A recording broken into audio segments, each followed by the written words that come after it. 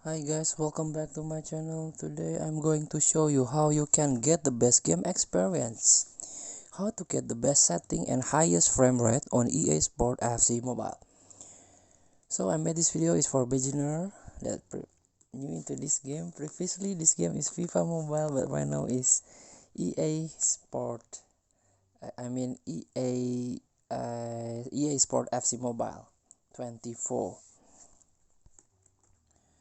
So let's get tap this setting icon at the top of your screen.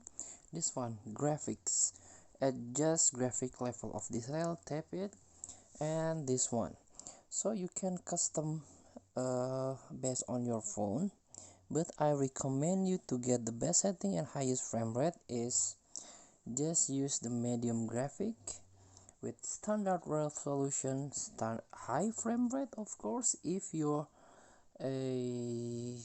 phone is supported, but if not supported, this one will pop up.